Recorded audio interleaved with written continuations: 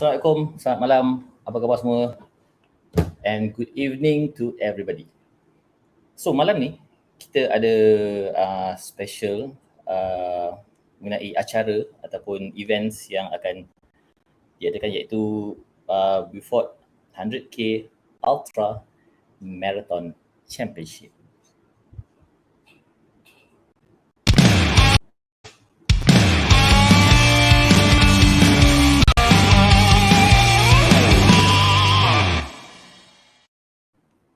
Assalamualaikum, apa khabar? Oh, Rino Irwan, apa khabar? Assalamualaikum, selamat malam. Banyak kali cakap. Anyway, terima kasih kerana join untuk malam ni. Okey tak suara aku dapat apa orang kata? Dapat dengar clear ke tak? Jangan lupa like dan diminta korang juga share post ini supaya ramai orang sedar yang kita akan ada, orang kata apa, benda ini pakai celak ke? Alamak, kenapa ada celak ke? Okay, sound clear? Alhamdulillah. Okay, clear. Terima kasih. So, how's your weekend? Apa pun. Aku ingin mengucapkan terima kasih kerana join. We will wait for a few minutes. But at the same time, aku akan cerita sikit tentang event ataupun acara yang diadakan di Sabah ini, iaitu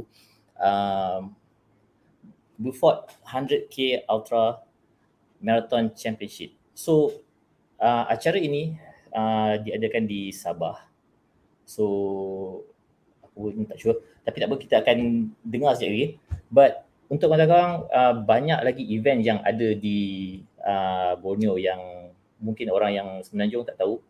So beberapa acara yang seperti kita biasa dengar macam TMBT, BUTM, so itu merupakan yang biasa. So ada juga yang lain yang boleh kita, orang kata apa, masuk.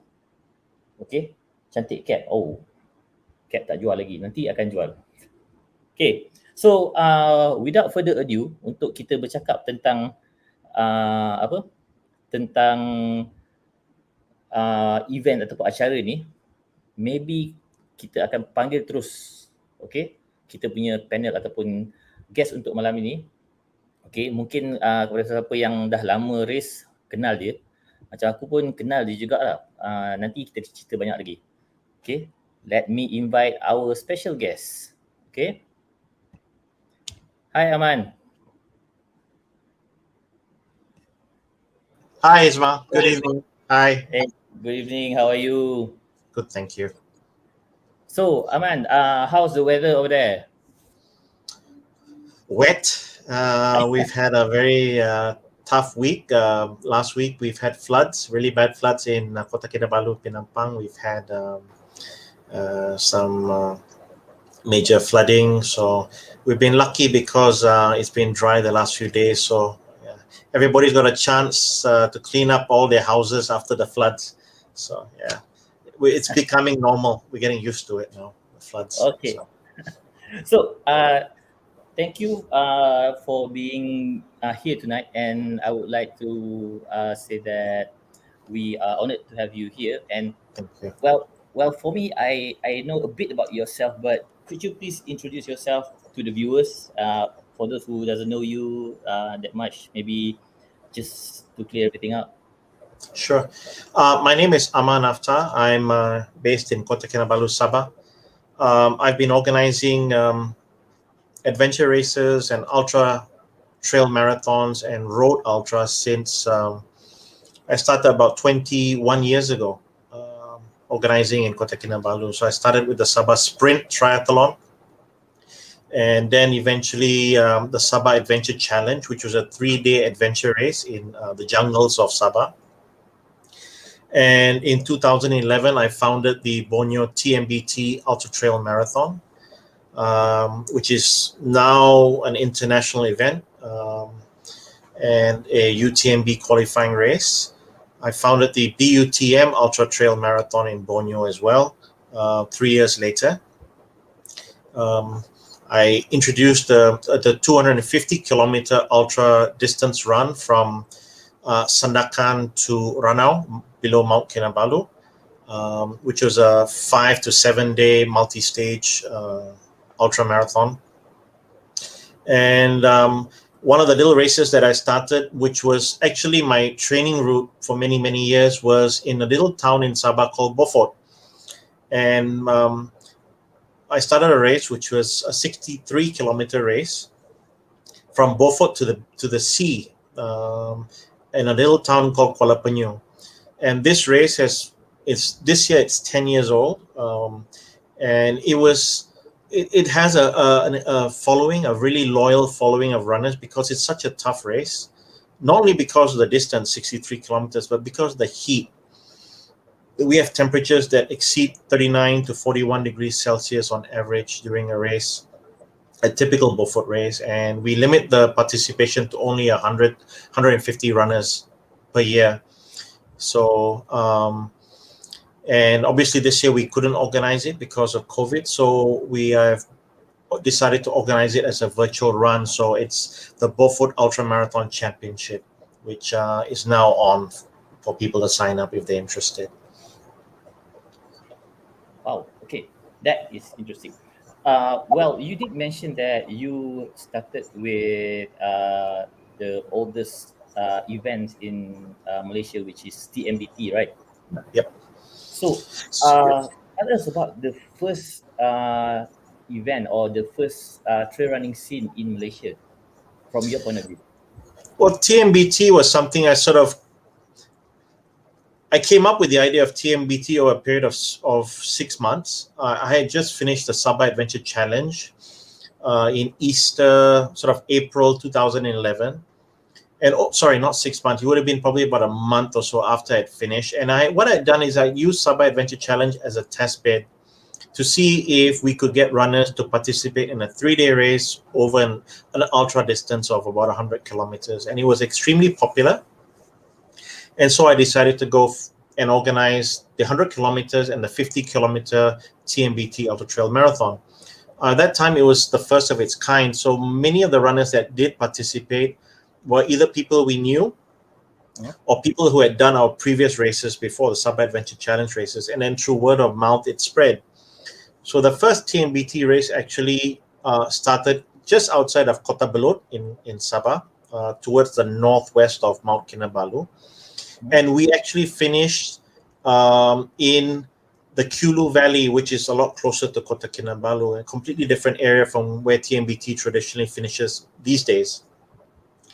And because it was the first ultra distance event of its kind, and many runners had not been used to actually doing the full 100K non-stop throughout the night into the next day. So it was sort of a learning lesson for many runners and also for us as well, because we had never really done an event non-stop. We had previously done the Sabah Adventure for many years, where we basically from dawn till dusk, and then we sort of camped, started again the next day. But this was the first time a race had actually gone non-stop right through for almost 35 hours. So we had 250 runners for the first year, which was very encouraging, surprisingly, 250 runners. We didn't, and the funny thing is, we actually didn't have a lot of people that we drew from the race. Most people actually finished. Somehow, by hook or by crook, we had people that were literally crawling at the finish line to finish, because they were just exhausted, but they were determined to finish. And I think the dropout rate for that first year was only about 7 or 8%, which is, if you think about it, that's pretty amazing. Yeah, 2014, is it? I beg your pardon, sorry? Is it 2014, the first one? 2011. Wow.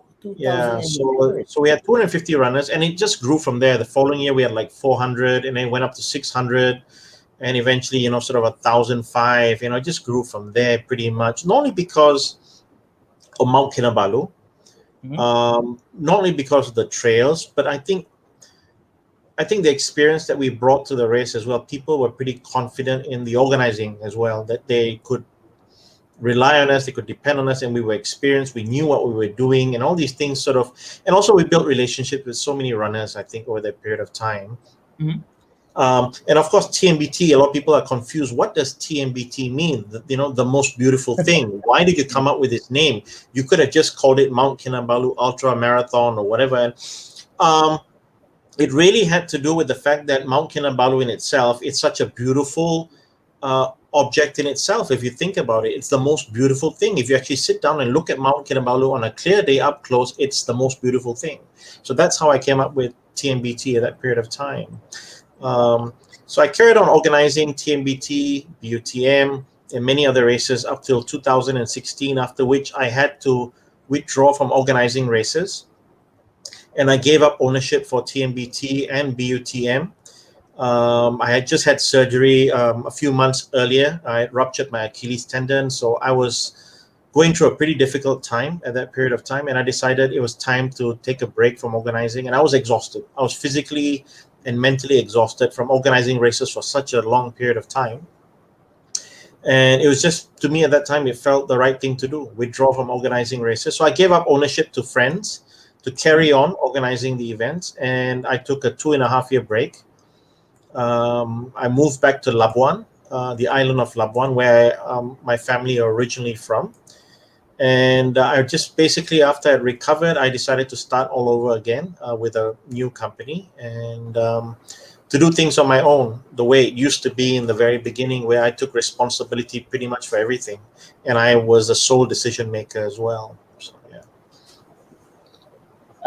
For everybody's information, personally, I've met Aman before. It's kind of funny, actually.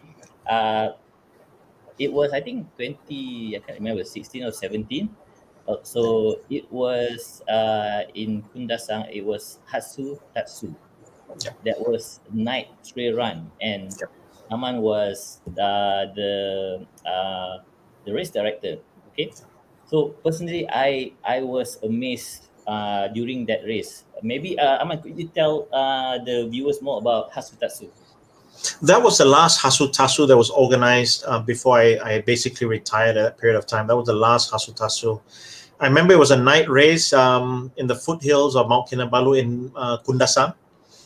And I think we were about to start at about 4:30 or 5 p.m. And there was a really bad storm, I think, before the start Yeah, with thunder and lightning. So we had to delay the start.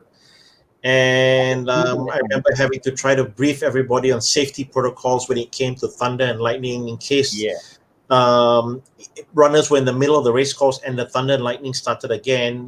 Runners have to follow a basic protocol of getting shelter and so forth. And we never really had this problem before. So, and I remember that once we started the race, you all had a massive climb up this plantation hill. It's just pure mud, if I remember. yeah. Slippery. It's not just mud, slippery, and then oh my god, with the lightning and stuff, Yeah. and raining. I Yes. think we started around 7. I can't remember, Yeah, we but had to wait for the thunder and lightning to stop before we could actually start. So yeah, I was a little bit late. But the thing by then, by the time the rain had stopped, the mud had become this really thick, uh, clay-like mud. Where it's really sort of yeah. slippery and difficult to climb. So yeah, I remember that. I remember seeing you all climbing up this ridge line. It was a very steep climb up. I could see all the lights going up. I think I still have a photograph of that somewhere. So yeah. Wow. Okay. So, for your information, that before the race, I remember that Aman was giving the brief. I was like, wow, he was really vocal that time, which is I really admire, like, this kind of how you say, like a briefing that everybody should pay attention on the safety, especially that event organizers did, because like what you mentioned just now, even organizers have challenges that all of a sudden appear like out of nowhere. Like I mean, I totally understand with the weather condition you have no control at all, but then that's the thing. When you guys delayed an event or whatever, those are the challenges. Even I think of years that you have done TMBT and other races, you have lots of challenges. I mean, which one is the biggest challenge of all that you have faced? I think when you're an organizer, kami ada tanggungjawab kepada semua peserta. Not only kepada peserta dan tetapi juga kepada volunteer dan marshal yang bekerja sama dengan kami. We are, as a race director, the responsibilities for organizing a race like TMBT or BUTM or even Deathmatch, the responsibilities are far greater than many people understand. You're responsible for the safety of everyone from the very start to the very end. You're responsible to make sure that everybody that starts comes off the race course safely and nobody goes missing. You're responsible for the conditions on the actual race course. In TMBT 2013, after the start, the weather pattern changed relatively fast, where we had runners that were caught in the Kiao Valley, and they were caught on two sides of what was a really small stream. They were caught on both sides, and the little stream became a raging river. So they were stuck. And we had to manage, I think, around about 600 to 800 runners that were stuck in this particular valley. And the danger was that because the rain was not subsiding, and this was very unusual at that time, we were worried about some of the very dangers that could potentially happen if the water and the rain continued. So we had to draw up emergency plans at that particular period of time. What were we going to do? How were we going to divert runners off the race course who hadn't crossed the river? What do we do with the runners who were stuck on the opposite bank? So you've got to be able to make sound decisions, logical decisions, sensible decisions at a moment's notice. And I think experience helps a little bit. And in that example, I'll give you that example. And one of the scary things was during that particular incident, out of 600 to 800 runners in the 50K and the 100K, only one runner called the emergency line. One runner out of all, which was a little bit worrying. I think a lot of runners were in the situation where they just didn't know what to do, and it didn't occur to them, I better call the emergency line and ask for advice. So only one runner. I still remember who the runner was. Even to today, we talk about it even to today. So I was able to advise her, look, this is what I want you to do. All the runners with you there, I need you to do this. I need you to turn around, go back the direction you came, and turn to the left and follow the route all the way to the next checkpoint. And I need you to take charge of that particular group, make sure nobody goes in the wrong direction. And we resolved the problem then. We got everybody out safely. Nothing untoward happened, but I had to make a decision. And that was probably the toughest decision I had to make, because I had to make a critical decision in the space of about 2 minutes. What do we do in the situation?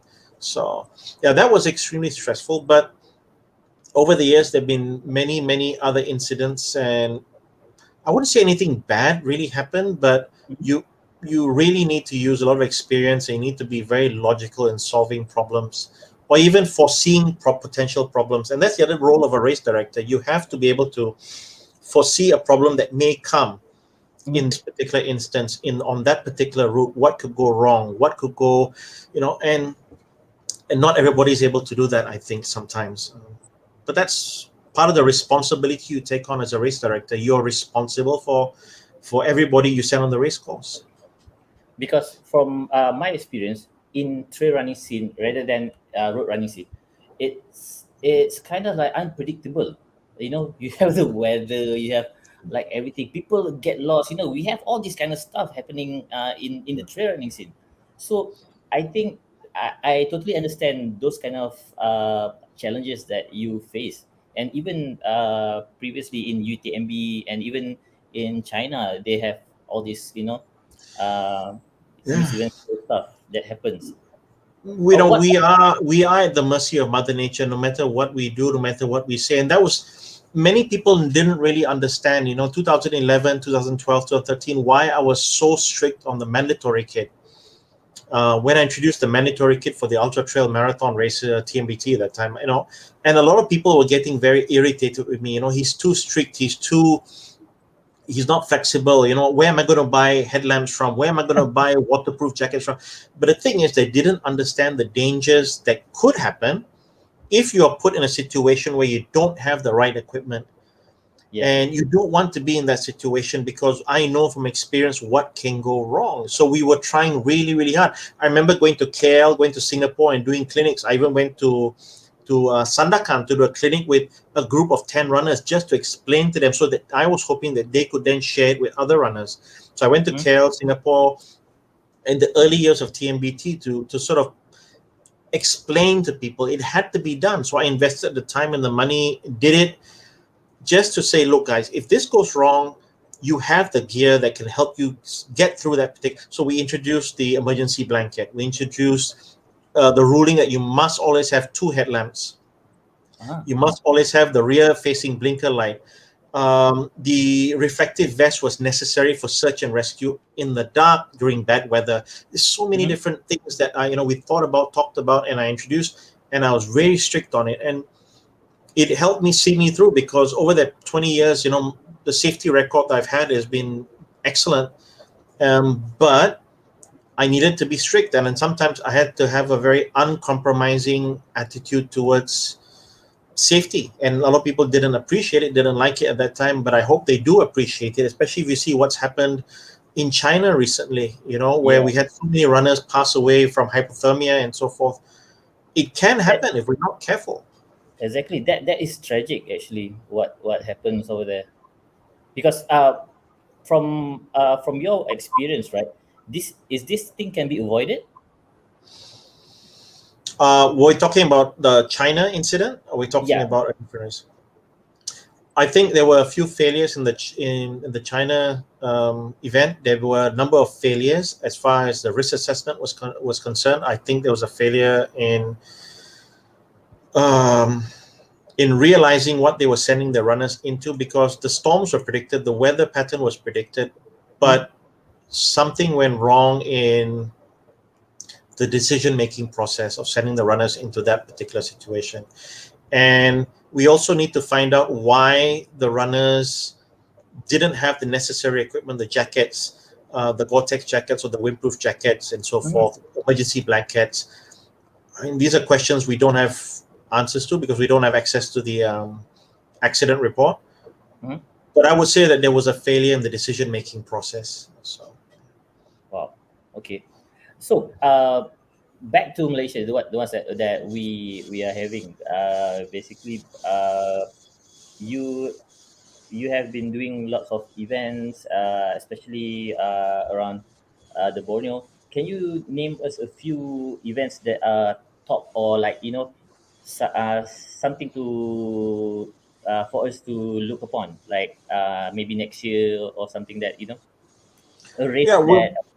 the thing is, we have a sort of a stable of races that you can consider doing, and some of them have grown over time and become races worth considering. Okay. We have a marathon, sort of a marathon up at Mount Kinabalu in Masilau, which is worth considering. There's another race in the Kota Belud Valley, Kadayaman Challenge, which is also a tough race. It's a tough race. And they've improved a lot from the first year, second year. They've become a lot more experienced and a lot better organized. And I would now recommend that as a race to consider. Sarawak, they've got some good races there as well, organized by John Huang. And Brunei as well. I would say Brunei also has some good races as well, that if you ever get an opportunity to visit Brunei, Darussalam, you should consider it. They've got some good races there. And Brunei is actually, outside of Bandar Sri Begawan, Brunei's got some of the most beautiful jungles and hills in Borneo that's still untouched, relatively untouched, and worth going. But in Sabah here, I've got the Four Feathers Ultra Trail Marathon, which is a relatively new race. But I started it in 2020, last year. We got it done, got it organized. And the race course is based on what the original TMBT race course was supposed to be. The original race course for TMBT in 2011 was supposed to start in a village called Kampung Kiau Nulu. So you start up above and finish in Kota Belud town itself. That was the original TMBT route.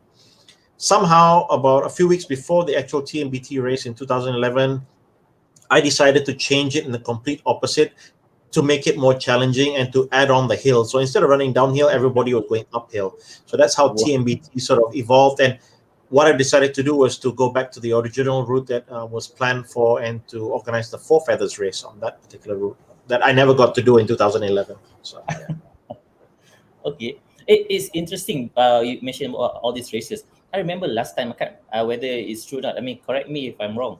I remember last time when TMBT was there, and we keep on looking at UTMB. So when we're looking at UTMB, then if I'm not mistaken, some people say that UTMB is like TMBT, but Hasutatsu it's like CCC or something like that. It's like almost the same because they are using the same route along the way in Kundasang and almost similar to TMBT. When I started TMBT, I had never heard of UTMB. Oh, Honestly, I had not heard of UTMB. We actually did not even apply for UTMB points until 2012 or 2013. I was not paying attention to anything that was going on in Europe at that particular period of time. It was never on my mind at all. So when I started, Hasutasu was founded as an a trail running race for new trail runners, because at that time we only had Sabah Adventure Challenge, which was too tough for new runners. It was a really tough race. We had TMBT, but we didn't have anything for grassroots running for people who were new to the sport. So shorter distance, and just to give them mileage and experience on how to prepare before they jumped into TMBT. Because what we found subsequently in 2012, 2013, a lot of people got excited, came into TMBT, was signing up for distances that they had never trained for or prepared for. So people who had done a half marathon were suddenly trying to do 100 kilometers, and okay. people who had done a 5K were suddenly trying to do a 50K, and they were struggling to even beat the cutoff times. And we were having to pull off a lot of people off the race course. So what I determined at that point in time was that, look, we need to have something simple that people can do to get experience before they jump to TMBT. So that's how Hasutasu came about. Hasutasu in Sabah, translated in Kadazan, means hot dog. The hot dog run. There was a story behind that, also why I named it the hot dog run. But anyways, Okay, yeah. that's So new, that's right? the reason. Yeah. Sorry. Okay, I mean it's kind of cool. I mean I didn't know that's what it means Asutasu because Yeah. when I entered I was like interested with the night trail run because it's Yeah. during the night Yeah. and we rarely have races at night and then it's kind of challenging and for me it's worth it doing the race and the best part is uh, that was the first time that I know that about Bandito Brothers and a few other stuff in the races there. So it was a good experience for me. So other than that, I have a few questions here to ask you Sure. about in general. Example right now, right? We have all these races going on here and there. Why are SOPs are important for organizers and runners moving forward for a physical running event?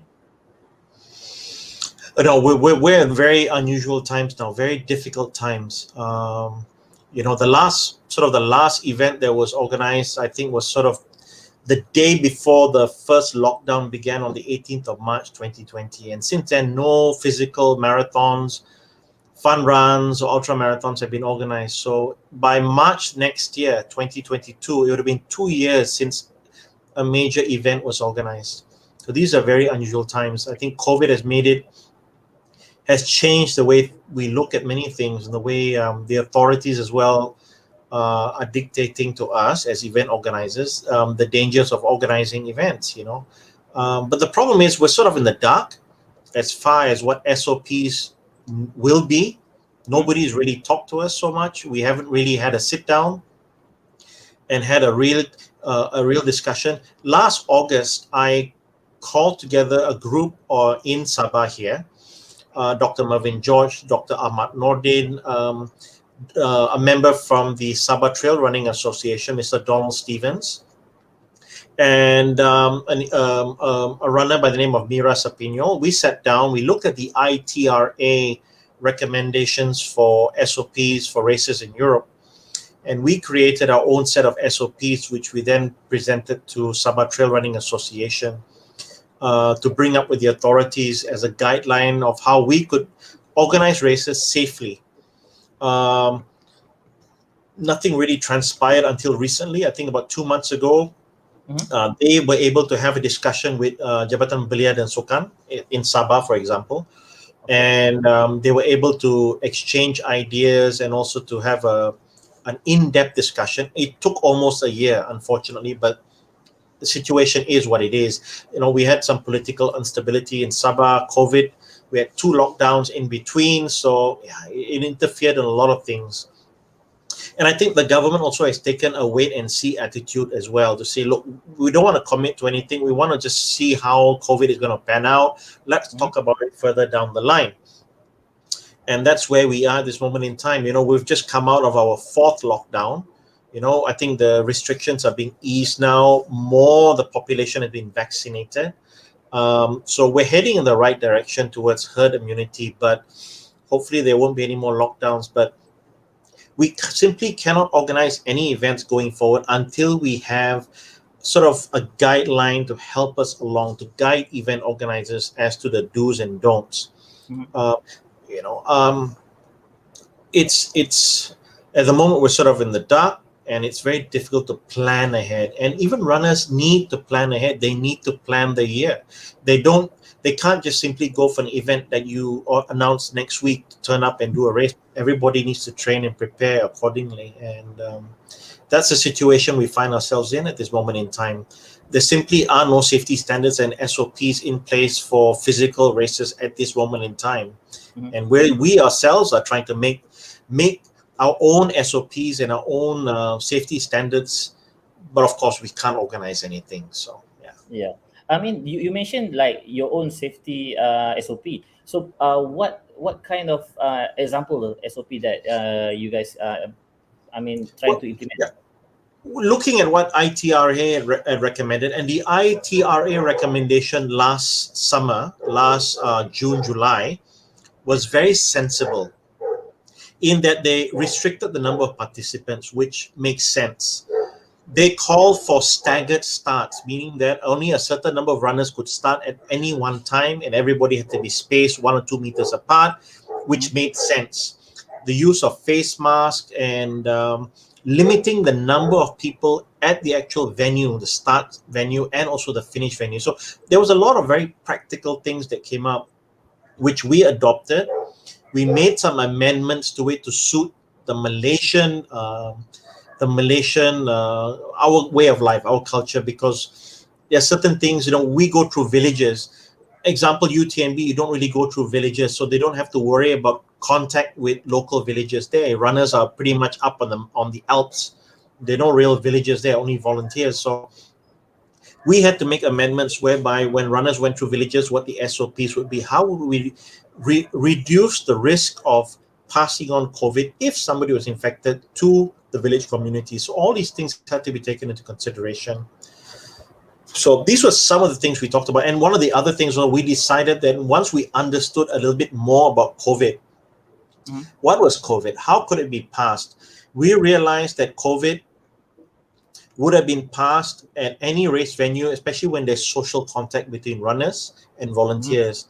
So the idea was that at the finish line, you get your medal, you get your meal, and off you go. You couldn't hang around, for example, at the finish line. You had to physically leave the finish area, the entire finish area, and you had to make your way home already. You couldn't hang around and wait for other runners and so forth. So these were some of the things we came up with, we talked about. But of course, we still need to get it endorsed by the government and the authorities. Okay, that's interesting. So from your point of view, that this SOP can be implemented once the physical race started, then. Yep. But there are other questions that need answers, and we don't have answers to this. And these are some of the things not only organizers but runners sendiri pun kena fikir. You all have to think. Everybody comes from a very different situation. Some are living with their families, some are living alone, some work from home, others are working in government departments or companies. So everybody's got to consider the risks that they have when they get involved in any event. And some of the questions even I had to sort of consider and look at were testing. How do we test somebody before an event that they are safe to participate? How soon would they do the testing? Oh, One you day, mean 2 days COVID before the testing? race, Uh-huh. you know?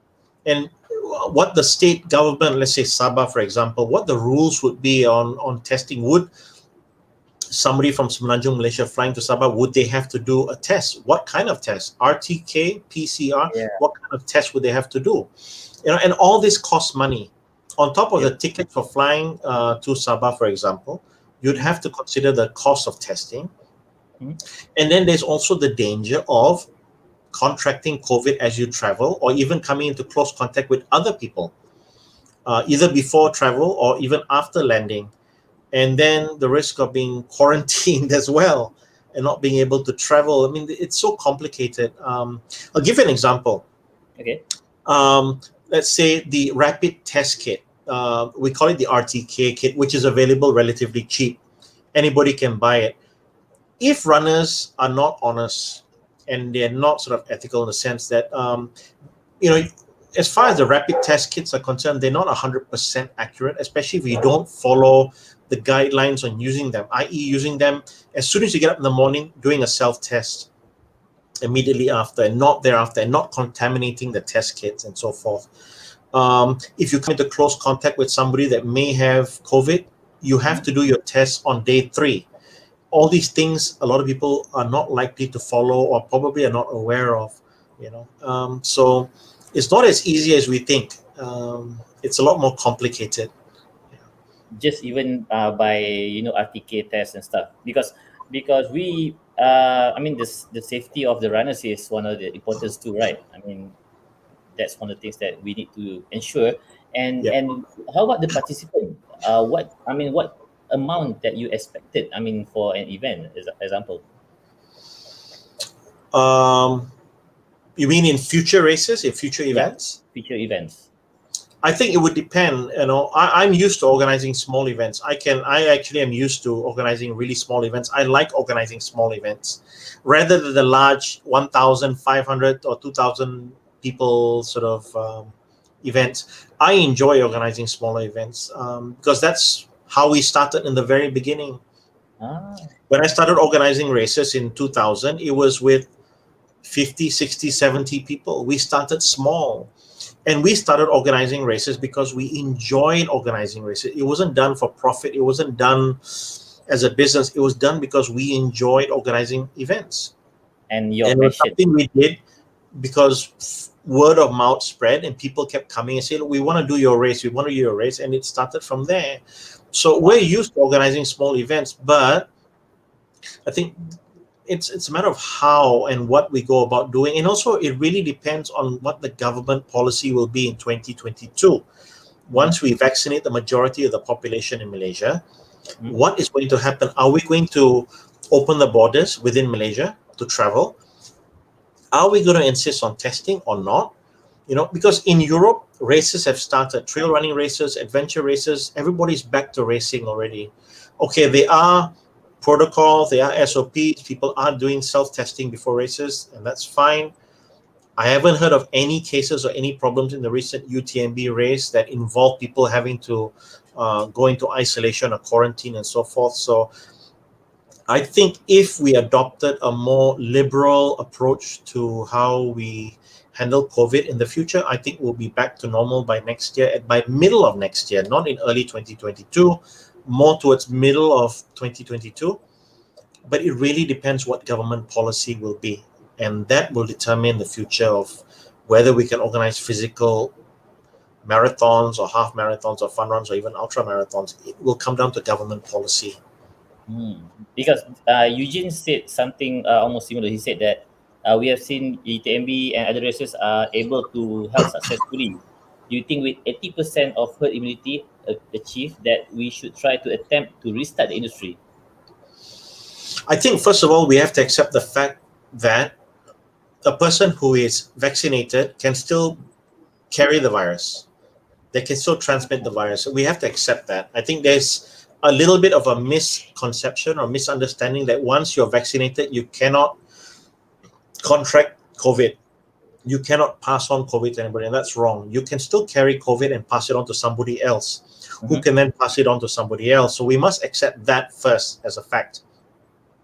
The second thing also is that we must also look at the social impact of COVID. If we were to go into rural areas, is there a risk of passing on COVID to the community and putting people at risks or affecting their livelihood? So all these things need to be considered before we actually open the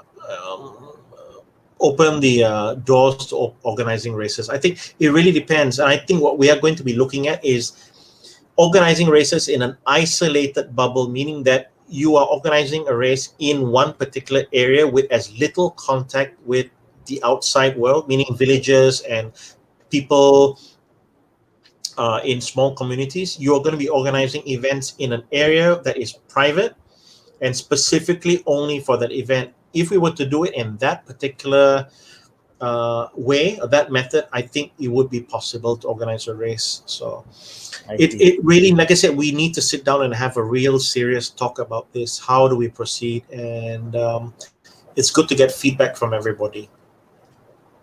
I agree, because like you mentioned just now, right? I mean, there are some questions that need to be answered. Example like testing, even the liability and insurance, right? Yeah, that's a big problem. It comes also to insurance as well. Are we going to insist on runners attaining their own personal medical insurance before they can participate? There's a cost to that. What happens to a runner who contracts COVID? Let's say they are traveling, they go for a race in Penang. They're from KL, they go to Penang for a race. Before the race, they do a test. They find that they are infected and that they need to quarantine. So they're quarantining in the hotel room for 10 days. There's a cost to that. They can't go back to work. Have they been in contact with other runners, maybe in the same vehicle or the same aircraft as well? I mean, there's so many things that need answers to, and yeah, it's a lot more complicated, I think, and we really need to look at the bigger picture of how one thing affects another, which affects another thing. Yeah, so, and like what you say also, cost, timing, all this kind of stuff is affected. I tell you, the cost is another issue. If somebody comes up with protocols insisting that every single volunteer and every single organizer and every single participant has to be tested before an event, the costs are going to go up considerably. And at some point in time, you're going to sit there and calculate the cost of organizing a major event or even a small event, and it may not even be viable to even organize the event because the costs may be far greater than the income that you would get for organizing the event, and this creates a big problem as well. So we would need to, like I said, see what federal government's decision is in 2022, how they see COVID and what their plans are in the long term. Are we going to follow the European model of saying, look, COVID's here, we have to live with it, we've vaccinated as many people as we can, let's carry on with our lives? And that's really the big question now, is when do we go back to living our lives and stopping the testing and getting back to normal? And that's really something only our Prime Minister and senior ministers can answer. We have to wait for them to make a decision on that. Like what you mentioned, right? I mean, back to normal. Do you think that there'll be a normal, or will follow like a new norm, like in 1 or 2 years time?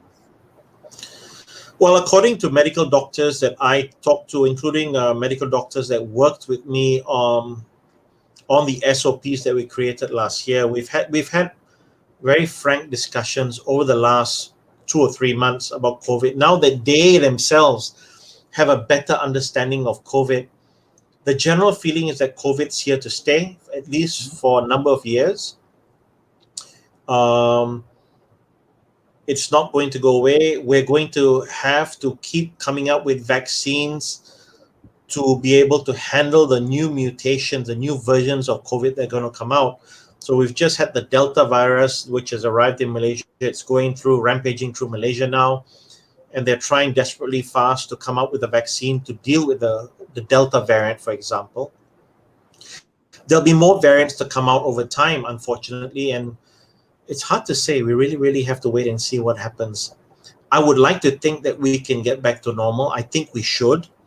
At some Mhm. point in time, we have to, because the economy has taken such a battering. I don't think the Malaysian economy has suffered as badly as it has in the last year and a half. And at some point in time, we have to say, look, we have to move on. It's um, and try to get back to normal. What we perceive to be the new norm at some point in time, sooner rather than later.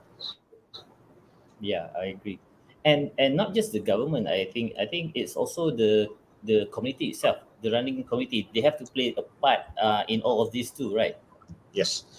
I think we're going to see a drop in number of people participating in any event, be it a half marathon, fun run, ultra marathons. I think you're looking at a potential drop at about 50% in the traditional number of people participating in races. You're looking at a pretty big drop, at least for the next 2 years. I'm using also the European ITRA data, which has been made available, where they themselves have seen a 50% drop in the number of people participating in events in 2020 and 2021.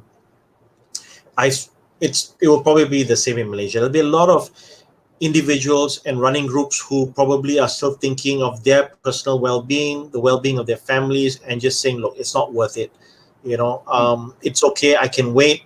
At some point in time further down the road, maybe I'll come back to running when things are a bit better. So that's something we have to accept. It may be a bit difficult to get back to the norm in running events in the near future.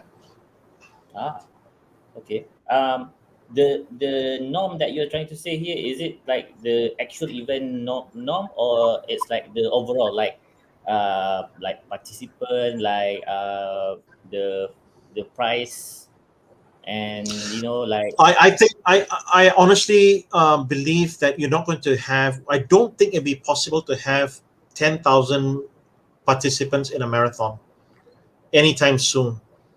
That would be something that would be pretty absurd to do. I don't think you're going to be able to have 1,000 people in an event anytime soon. Okay. A lot of event organizers are going to have to organize races on a much smaller scale, and they'll need to relook how they organize the events, where they organize the events. I mean, obviously, to organize a major marathon with 10,000 or 20,000 people participating,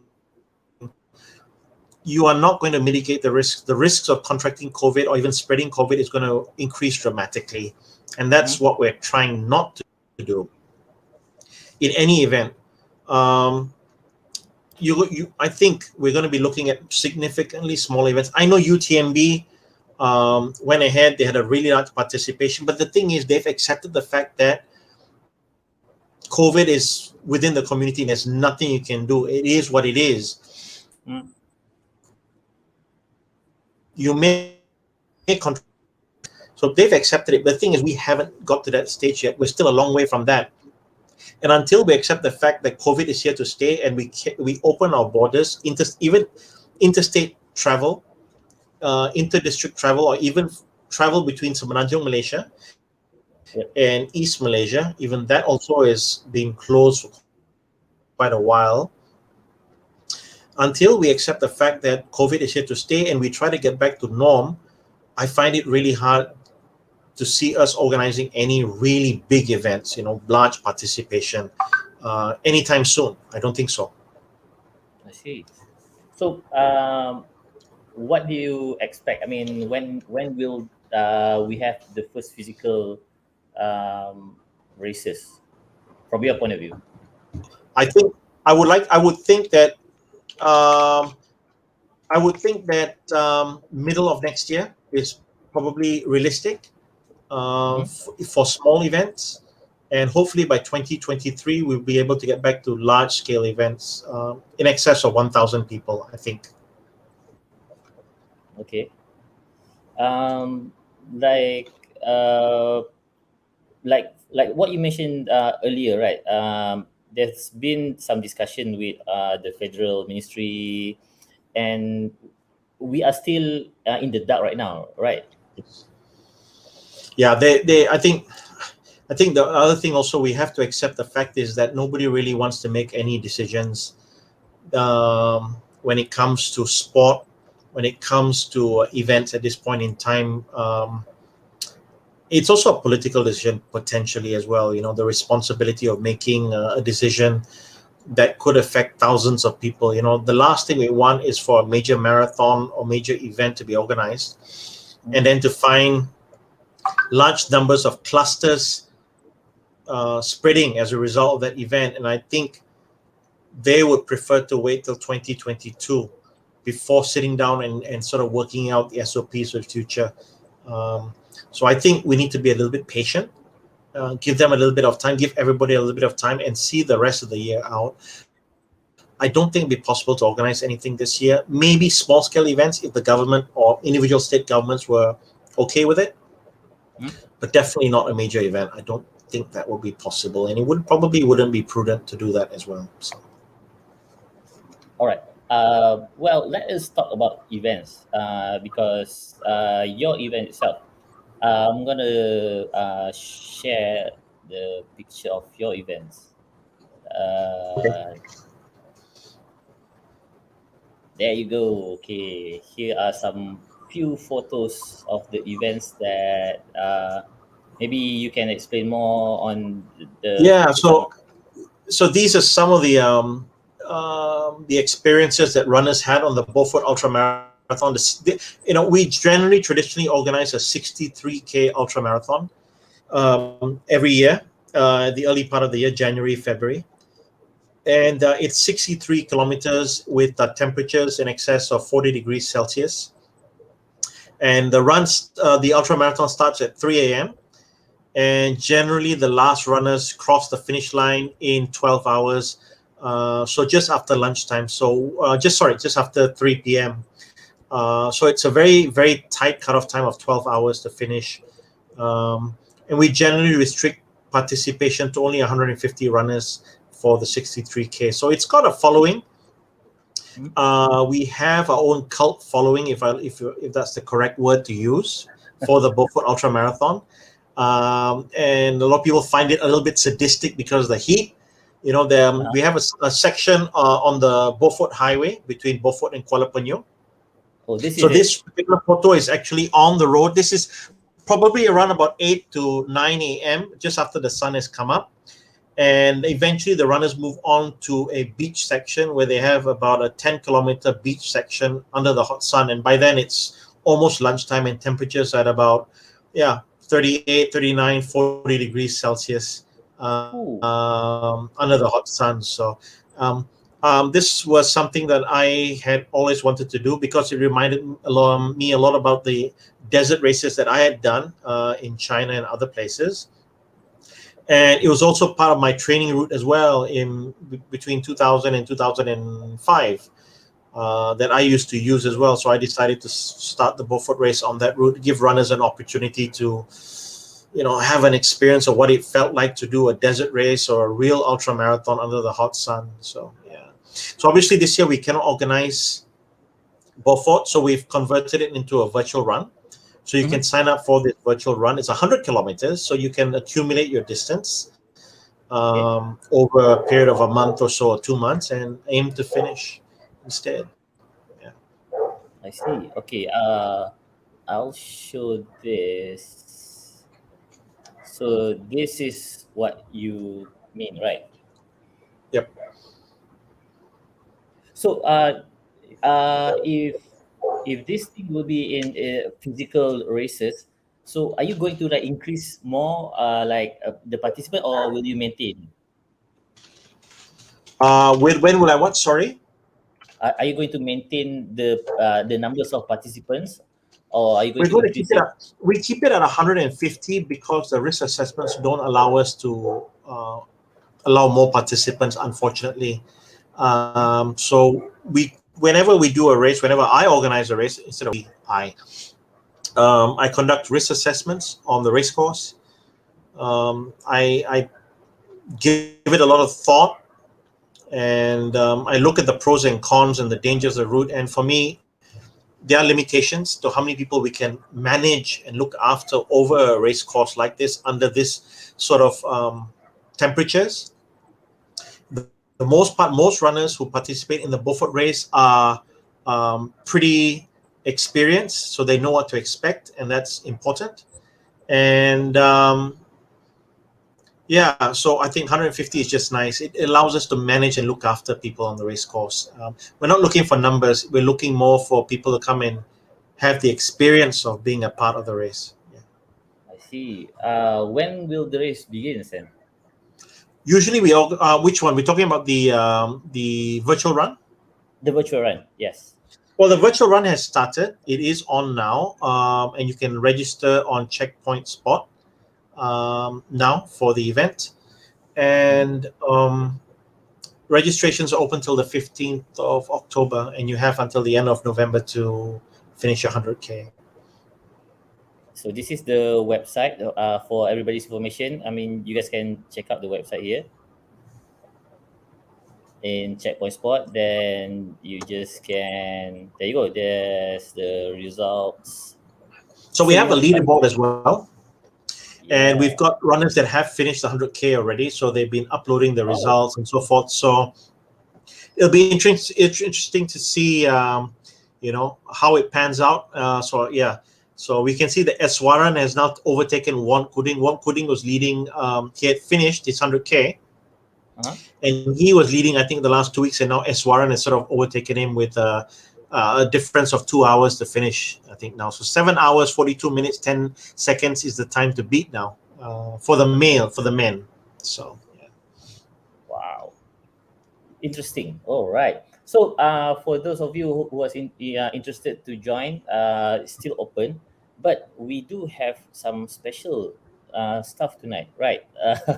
Awan, would you like to Yep, do the we honor? do. Okay. So a free entry to somebody. How many people are we giving away to? Huh? One or two? Yeah, exactly. Well, we are giving two. Okay. When was the Beaufort Ultra Marathon founded? What year? There we go. There you go. Okay. For those watching, please answer that question.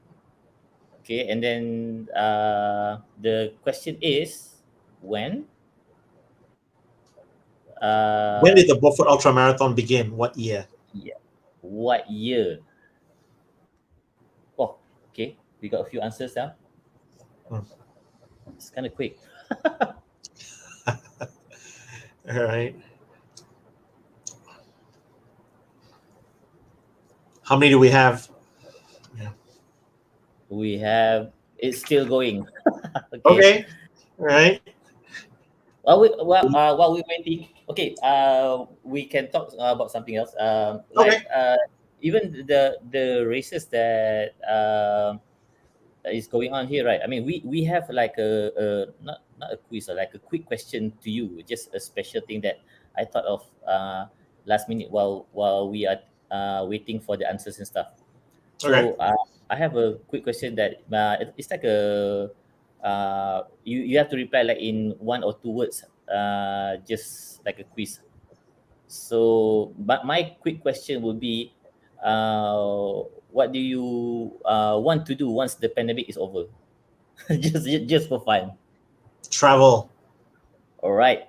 When can we have a physical event? Give us a month and a year. July 2022. Wow. Okay, there must be some reason. It's okay. Uh, Malaysia most respected trail runner.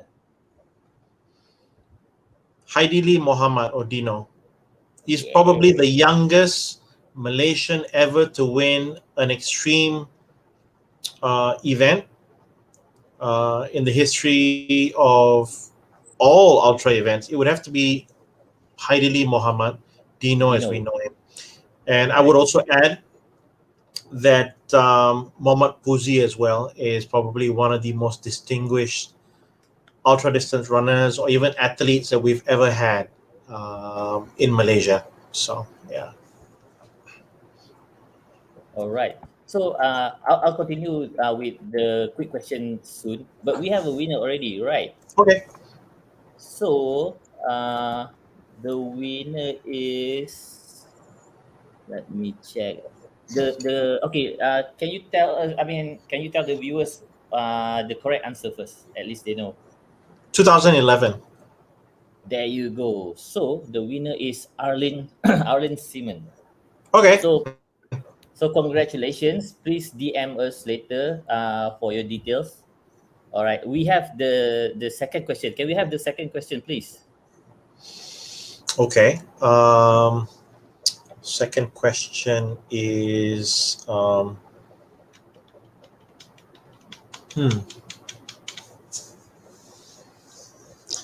what can I think of? Ah, where is Beaufort located? Which part of Sabah? On the east coast or the west coast? Okay. Next question. Where is it? And don't look Um, on the internet. Don't do a search. Is Beaufort on the east coast or the west coast of Sabah? aha. Okay. Whoever have the fastest answer gets it. But anyway, I'll continue my quick question for you just for fun. Okay. In one Okay. word, what do you think of Sure. Malaysia Ultra Trail scene? In one word or two, I don't mind. The Malaysia Ultra Developing. Trail. Developing. Okay. Developing. All Growing, right. developing. We're still growing. Yeah. Okay. How about describe trails in Sabah if for those who haven't been to Sabah in three words, I think. Hell. Hell. Hell, hell, Hell. hell. Okay. Yes. Okay. While we're waiting for the answers, okay, we have only a few answers. We'll see. Um, what else? Uh, which international trail runner that you want most to join your event? There's so many good runners now, you know. Just name one. It's a long list because there's so many new runners, up and coming runners now in Malaysia. It's brilliant. It's really, really good. We're going through a really good period of time where there's so many up and coming runners Okay. who may not be experienced, but they've got so much of potential, you know. In Sabah, we've got a really good male runner who doesn't get a lot of attention, unfortunately, and he should. Oh, His name is Bernardo Sanchez, and he's from a town in Sabah called Tambunan. Now, if you ever get an opportunity to watch Bernardo run, yep. this guy is special. He really, really is something special. Not only because of the pace he runs at, it's just he's a very down to earth individual, and I think he's got so much more potential. He can only get better.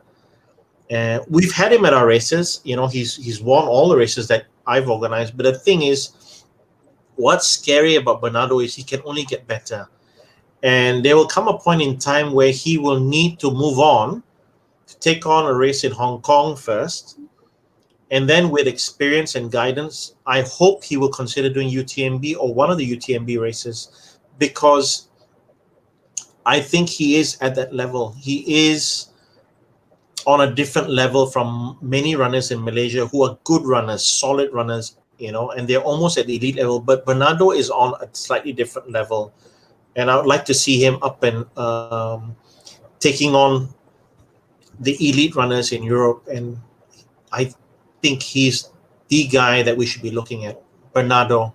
Yeah. All right.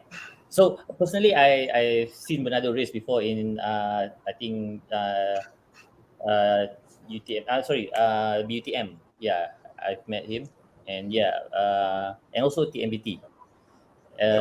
What else? What else? Okay. So next question Now, he's is just built like a machine. He's built like a machine, you know, and if you watch him, he's can only get better, you know. And like I said, I hope he considers going overseas and doing other races as well. But let's see what happens. yeah. We hope for the best.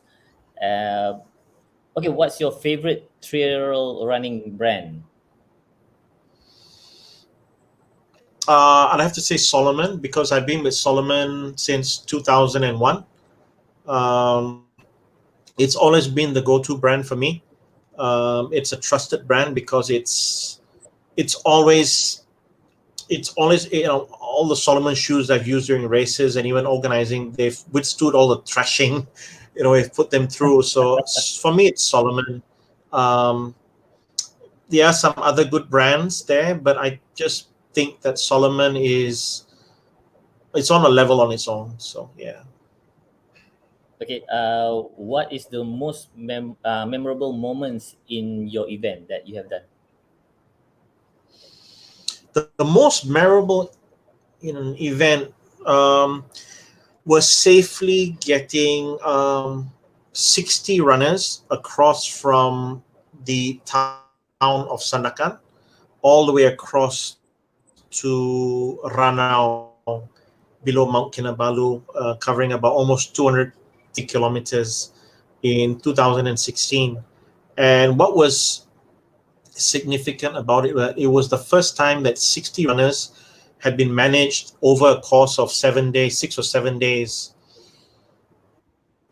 over that 250-kilometer distance, and it had never been done before. And we were able to do it. We were able to achieve it, and I think that was a milestone for me.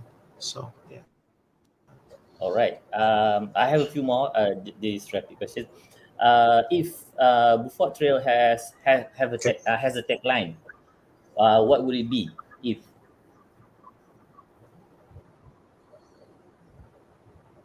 A tagline: Yeah. "Prepare to burn." Okay. Prepare to burn. Okay, that's nice, catchy. Is it like Uh, I tell you, on the west coast of Sabah, especially in Beaufort, okay. it's not just the temperature. It's not just 39, 40 degrees. It's also it's a very different kind of heat. It's the kind of heat that burns. We have it on Labuan Island where I live. Huh? It's a very different kind of heat. It's not humid. It's just a very dry heat that just burns your skin. So yeah, it's those that have done the race. I think those of you that are watching this that have done Beaufort race, on a hot day, you know what I'm talking about. So Okay. yeah. So, as what you mentioned just now, so we have our winner. The second winner is Khairul Anwar.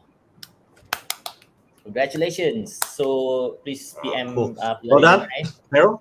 Yeah, well done for both. And Yeah. thank you so much. We have one last question, a rapid question, just for you. It's kind of fun playing this kind of stuff anyway. Okay. The last question would be, what should we look forward from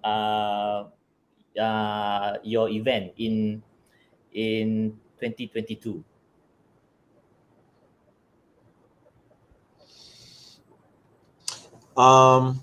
If we could organize events by next summer, if that's a big if, Hmm? we're going back to organizing the Borneo Death March, which we couldn't organize in 2020. So Hmm? we'll be covering a slightly shorter route of about 163 kilometers, um, from Ranau to Sandakan in the reverse direction. So we start just below Mount Kinabalu. We make our way all the way across the east coast of Sabah in Sandakan. But instead of the planned 5 days, we're going to do it in 3 days. So that's the plan, and that's the hope for 2022. So yeah, and we have quite a number of runners that couldn't do the race in last year, and I think Huh? they are itching to come back to do the race this year if we can get it organized. So that's the plan. Yeah.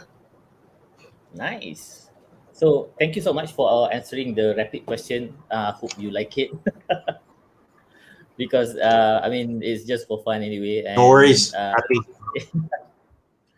Sure. okay, so other than that, I think that's about it. Before that, before we end up, for the viewers, do you have any question for Aman before we sign off?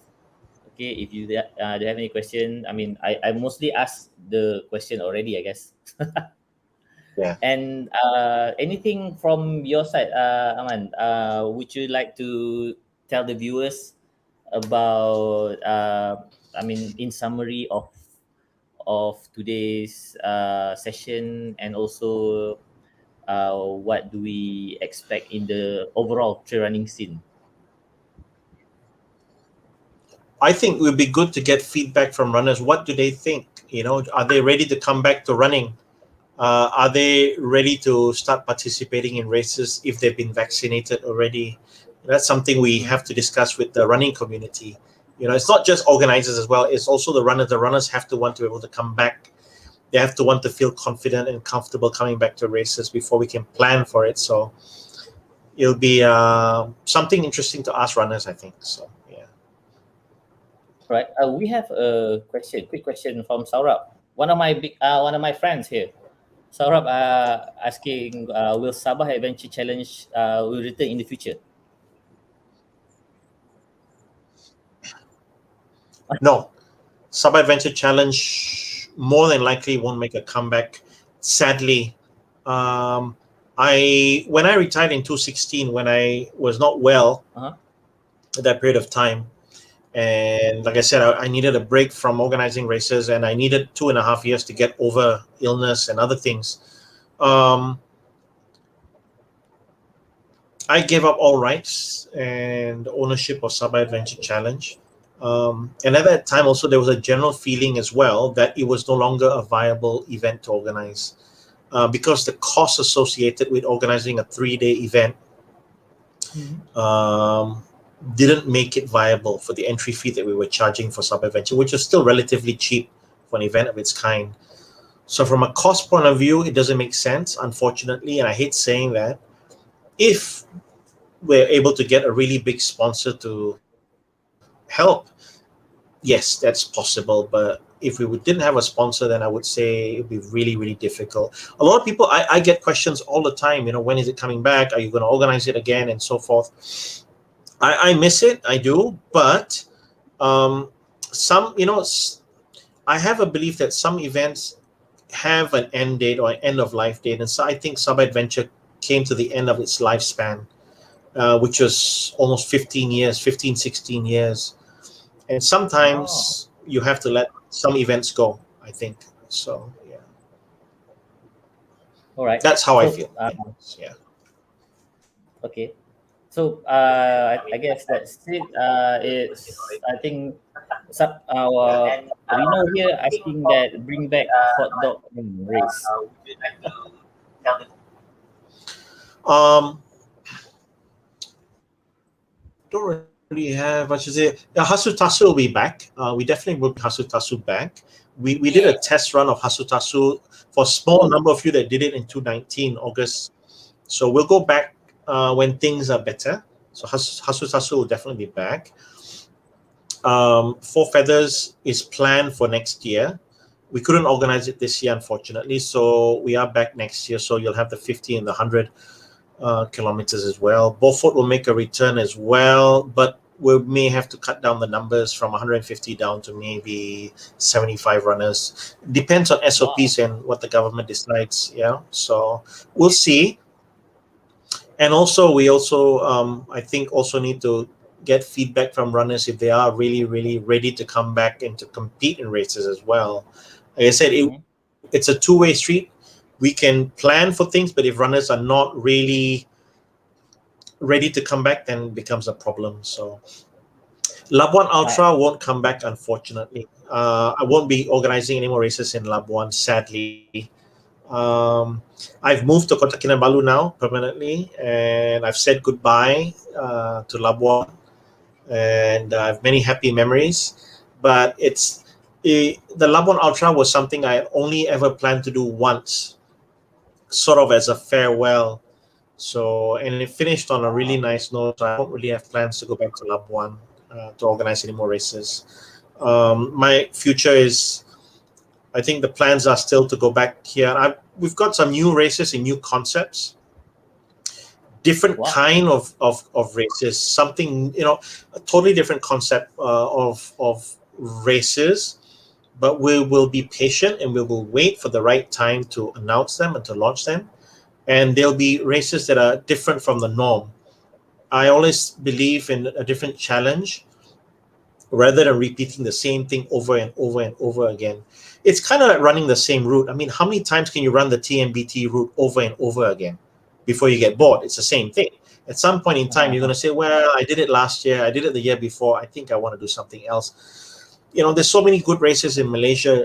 Give other races a chance, give other races a go. There's some fantastic races in Brunei, in Sarawak, Semenanjung, Malaysia. Try different races, give other events a go. Thailand has got some great races.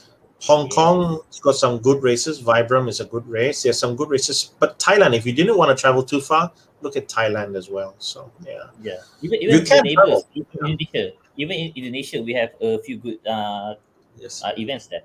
Yes, agree. And the Philippines also has some really good races as well. Brunei, I must again mention Brunei once again. Brunei's got some good races coming up. It's a small community in Brunei, but it's a good community, and it's well worth the investment of flying to Brunei to do one of their races as well. So, yeah. Nice. And one of our viewers did mention about Climbathon. What is your take about Climbathon? Because we remember that they wouldn't be any more Climbathon, right? Yeah. What is your take on that? Climathon is one of those really, really complicated questions. It's an incredibly expensive event to organize Wow. for the state government. It's a complicated race to organize because of the risks now that exist after the earthquake in 2015. Things have become so much more complicated. Um, the national park is a heritage site. It's a heritage site, so racing may not necessarily be appropriate. But having said that, many many running areas, many running trails in Europe are heritage sites, but events are allowed to be organized. I do believe Climathon will come back, not this year, not next year, potentially in Okay. 2023, 2024. I hope it will. Um, Yeah. Because you but know I would what? just I'll make one comment about Climathon. Uh, I hope that more runners will have an opportunity who are not elite runners. Who are not elite runners will have an opportunity to try to finish, to get to the summit and to yeah. come back down. I think the problem at the moment with the Climathon, it's restricted to elite runners, and it would be nice to give average runners an opportunity to try to get at least to Laban Rata or to get to the Yeah. summit if they can make it an opportunity to finish the race. So, like I say, I hope so. This is just what I think. I'm not saying I'm right. I'm not saying that anybody's going to listen to me, but that's just how I feel. So, Well, totally. I agree with you because I did try to ask a few questions to Kilian Jornet himself. He did mention that one of his favorite races is Mount Kinabalu Climathon. So yeah, every time, whenever he asks the questions, whatever. So I try to slip the question to him, yeah. and then I ask him, "What is your favorite race in Asia or in Malaysia?" He will mention Climathon. So that is something that we should bring back, and then this kind of elite runners probably they'll join. You know. The thing with Climathon, it's special in the sense that it's in our own backyard. It's in KK. It's Kota Kinabalu. It's just 2 hour flight from KL, 2.5 hour flight, 3 hour flight from Penang, 40-minute flight from Brunei, 1 hour flight from Kuching. Anybody can get there. It's in Malaysia. It's one of a kind. Mount Kinabalu is just absolutely beautiful on a clear day with good weather. Aki Kinabalu is a beautiful, beautiful mountain to run. But we also need to take into a number of other things into consideration as well. It's a tough call. It's a really, really tough call. It needs a lot of consideration, I think. The safety aspects and the viability of organizing such a big race on Mount Kinabalu. So, anyways, we'll see what happens. Yeah. All right. So we have one extra question here. Sure. What is the recommended races in Brunei? We did mention just now, Ah, like Brunei, yeah. I honestly, there's so many new ones coming up. I try to ask my friends in Brunei Huh? what's going on next week, what's coming on. There's just so many new races coming up almost every month. Yeah. Um, I'm probably the wrong person to ask. I must apologize. Okay. But But huh? I'm sure the Brunei runners will put up some names on your Facebook page of recommended races to do in Brunei. There's Yeah. so many every month. there's something new there. The community is small, but the thing is, it's a very vibrant community, huh? So yeah. Yeah. I mean, personally, Polari and I, we also have our Brunei contacts, Passion Ku, who have done events there, and you can check out their website too. So Passion Ku have a few events like Mi Jawa or something, I can't remember, but it's kind of cool. Like the community in Brunei, from what I know, like which I wish to visit there one day, and it's kind of a good community and healthy running community. Yeah. So we hope that you guys also one day will try Brunei, and we are one Malaysia. Just try every races that you can. So last but not least, Aman, thank you so much again for having this session and a good sharing session, I guess. And we really appreciate all the stuff that you just mentioned. And any last word for the viewers that's watching today, and maybe what you can watch the rerun. We have it on our YouTube channel too.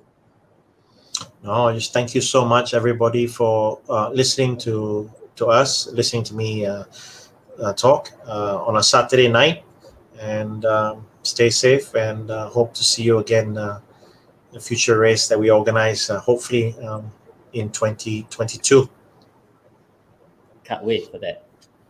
All right. Thank you so much, everybody, for joining in. I appreciate everyone's time and also comments. And congratulations again for the winners. Please DM me your details and we'll keep in touch then.